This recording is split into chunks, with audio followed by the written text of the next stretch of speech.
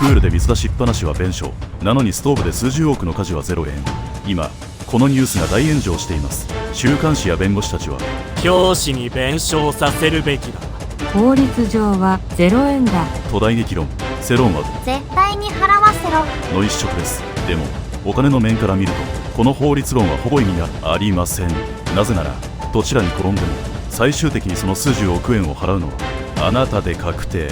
だからです。それどころか世論の言う通りに教師の責任にすればするほどあなたがダメージを受けるという最悪のからくりです。無垢な正義論をひっくり返す冷徹なそろばん感情のリアル、少し詳しく見ていきましょう。40億円規模の損害賠償、その全額について個人責任が問われたとしたらその資金は一体どこから出てくるのか。ニュースや SNS でも非常に大きな話題となった東京都北区の小学校で起きたストーブ火災事件。報道によると音楽室で私物のストーブを使用し洗濯物を乾かしていたところから出火したとされています。幸いにも怪我人は出なかったものの校舎の一部に大きな被害が出ており、損害額は建て替えも含めると数十億円規模に上るのではないかという話も出ています。このニュースを受けて世論の多くはあまりにも不注意が過ぎ、当然全額弁償させるべきだという厳しい声が一色となっています。一方で週刊誌の報道や法律の専門家の間では明治時代に制定された失火責任法や国家賠償法を背景に教師に弁償させるべきだという意見や、いや法律上は個人負担がゼロになる可能性が高いといった非常に激しい議論が交わされています。ですがここで少し視点を変えて数字とキャッシュフローを見つめる税理士の立場から皆さんと一緒に考えてみたい問いがあります。教師に40億円払えと言って本当に学校は再建できるのでしょうか。複数の専門家の見解や公開されている情報を踏まえて整理していくと、実はこの重大な過失かそれとも軽い過失かという法律論の結論だけでは見えてこないもう一つの重要な側面が浮き彫りになってきます。今日は感情的な憤りを一切り抜きにして法律と保険、そして財政という3つの視点からこの問題の裏側にある構造を丁寧に紐解いていきます。第2章、法律の現実。なぜプールと火事で適用される基準が変わり得るのか。まず多くの人が疑問に思っているポイントについて整理しましょう。学校のプールで水を出しっぱなしにした教員は数十万円の自腹で弁償させられるケースがあるのに、なぜ数十億円もの被害を出した火災では個人の負担がゼロになる可能性があると言われるのでしょうか。これには法律上の明確な基準の違いが存在します。日本には火事に関して特別に適用される失火責任法という法律があります。日本の住宅事情は木造が多く、一度火災が起きると個人の限界を超えた甚大な被害になりやすいため、民法上の原則とは異なり、故意または重大な過失がない限り火元となった個人は損害賠償責任を負わないと定められているのです。ここで焦点となるのが今回のケースが法律上の重大な過失に当てはまるかどうかという点です。法律における重大な過失とはほとんど故意に近い著しい注意の欠如を指すとされています。世間一般の感覚ではストーブの近くに洗濯物を干すなんてありえないと感じるかもしれませんが、過去の裁判例を紐解くと電気ストーブの消し忘れや不始末であっても直ちに重大な過失とは認められないケースが少なからず存在します。そのため法律の専門家の間でも見解が大きく分かれているのが現状です。一方でプールの水流出トラブルなどはこの失火責任法の対象外です。さらに損害額が数十万から数百万円程度であれば教員自身のポケットマネーや加入している教職員向けの賠償責任保険の範囲内で現実に決済や回収が想定できる金額規模となります。そのため実務上も責任の追及や請求が行われやすいという金額規模に起因する現実的な違いがあると考えられます。第3章、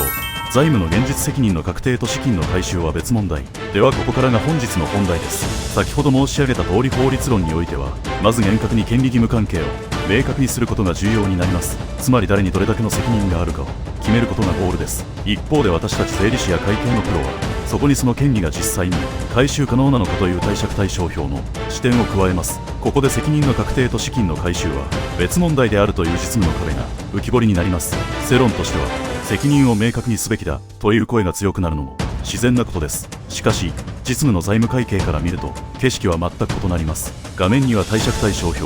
イメージした図が表示されています。もし仮に40億円規模の損害が裁判で認定されその全額について個人責任が問われたとしたら一公務員の支払い能力をはるかに超えた請求権が誕生することになります。そうなるとどれだけ法律上の権利が確定しても現実のキャッシュとして回収することは極めて困難です。つまり会計の世界ではただの回収不能な不良債権が帳簿に乗るだけに過ぎず、回収不能リスクに備えるための貸し倒れ引き当て金を 100% 設定しなければならないという冷徹な事実があります。さらに実務上の大きな論点として挙げられるのが自治体や学校側が加入しているこういう建物災害共済などの保険の仕組みです。一般的にこうした災害共済や民間保険の多くには重大な過失によって生じた損害には給付金を支払わないという免責条項が設けられているケースがあります。もし裁判で公式に教員の重大な過失が認定された場合、この免責条項との兼ね合いにおいて共済金の支払いの可否やその後の求償関係について新たな論点や財政上の不確定要素が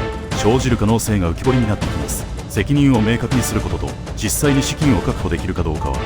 全くの別問題であるという実務上の大きなジレンマが存在するのです。第4章、具体例インフラ再建の本当のコスト。一部が超えただけで数十億なんてさすがに大げさではないかと思う方もいらっしゃるかもしれません。ですが公共インフラの維持や再建にかかるコストというのは私たちの想像をはるかに超える規模になります。ここで最近報じられた別の公立プールの事例をご紹介します。愛知県尾張旭市において老朽化した市民プールのリニューアル工事が行われました。新しいプールが無事にオープンしたというニュースですが、その改修費用はいくらだったかというと約7億5000万円です。しかもこの資金は市にゆかりのある匿名の実業家の方から工事費全額分の寄付を受けてようやく実現したものでした。市長が綱渡りの運営だった天の恵みではないかとコメントされている通り、自治体にとってプール一つを直すためだけに数億円の予算を確保することは非常に重い財政的負担なのです。プール一つで約7億5000万円です。今回の小学校のケースのように鉄筋コンクリート作りの校舎全体の安全性を確認し、必要であれば解体し何年もプレハブの仮設校舎を維持しながら一から学校を新築したり大規模修繕するとなれば数十億円という資金調達の必要性が発生することは地方財政において決して古代妄想ではないリアルな数字の規模感です。もちろん実際に今回の共済金がどのように扱われるかは約款の詳細や具体的な事実関係、今後の自治体側の出方次第です。もし十分な保証が受けられるのであれば自治体の財政的なリスクは大きく下がることになります。だからこそ私たちは誰がどれだけ悪いかという責任追及の視点だけでなく、子どもたちのための教育環境や再建資金を現実的にどう確保するのかという財政防衛の視点も同時に持たなければならないのです。第5章、結論責任追及と財政防衛のジレンマ。感情としては厳しい責任追及を求めたくなるのは当然の心理だと思います。しかし行政の財務担当者あるいは財政をコントロールする側の視点に立ってみると、そこには単なる善悪論ではなく個人の責任追及と確実な資金確保という二律背反の構造的なジレンマが存在していることが見えてきます。厳しい重大な過失の立証にこだわりすぎると皮肉にも資金確保の難易度が上がり、結果として不足分を補填するために地域の貯金である財政調整基金の取り崩しや地方債の発行など巡り巡って住民全体の税金負担や住民サービスの低下という形で跳ね返ってくる可能性も否定できません。数字は感情を持ちません。しかし学校を再建する資金もまた数字でしか確保できません。だからこそこの問題は法律だけでも感情だけでもなく財政という視点を加えて考える必要があるのではないでしょうか。法律と保険、そして財政という3つのそろばん感情を同時に見つめて初めてこの問題の本当の全体像が見えてくるというお話でした。皆さんはこのニュースの裏側にあるお金の構造についてどう思われますか。ぜひコメント欄でご意見をお聞かせください。もし少しでも新しい視点が得られたなと思っていただけましたらチャンネル登録と高評価をいただけますと今後の励みになります。それではまた次回の動画でお会いしましょう。ありがとうございました。